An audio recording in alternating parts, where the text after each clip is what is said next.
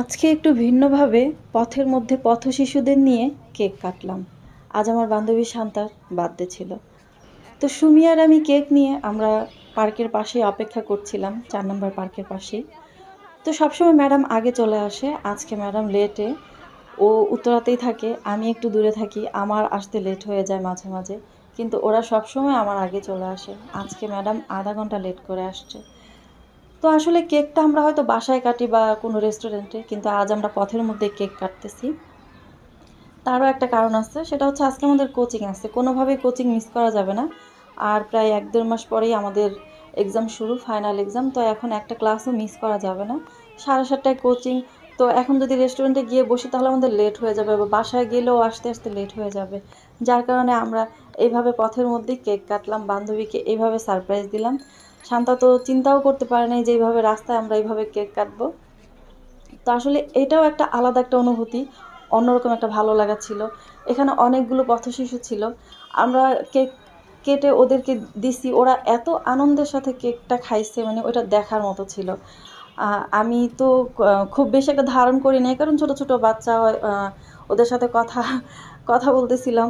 ওরা আসলে কেমন ফিল করতেছিল, ওরা আসলে একটু ভালো মানের খাবারটা খেতে পারে না, ওদের এটা খুব কমই ওদের ভাগ্যে জোটে।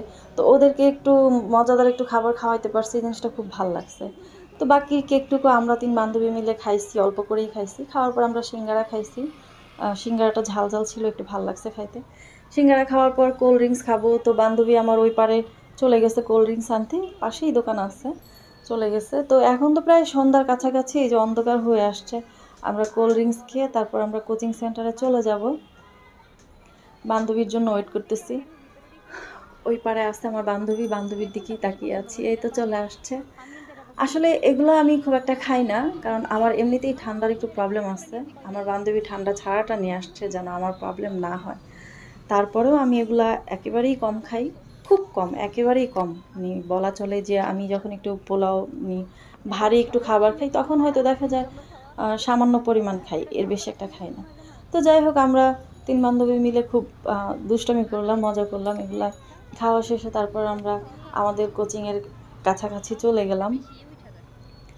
কোচিংয়ের কাছাকাছি গিয়ে এখন আরও ঝাল ঝাল খাবার খাইতে ইচ্ছা করতেছে, কিন্তু মার নিষেধ আছে বাহিরের খাবার খাওয়ার।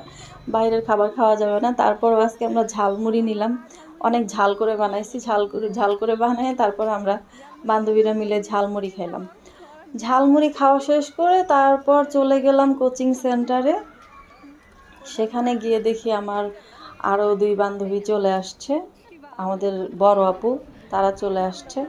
বড় আপু আসার পর চিন্তা করলাম যে এখন পর্যন্ত স্যার এখন পর্যন্ত আসে নাই। তো এখন আমার বান্ধবীকে আমরা আর একটু নতুন করে আবার একটু বার্থডে উইশ করি। সবাই মিলে তারপর আমরা বান্ধবীকে একটু বার্থডে উইশ করলাম। করার পর আর কি সবাই খুব একটু মাস্তি করলাম, একটু হাসাহাসি, একটু দুষ্টুমি। এই তো জীবনের আনন্দ, ছোট ছোট আনন্দ আর কি। তো সবাই মিলে খুবই একটা সুন্দর একটা সময় কাটিয়েছি।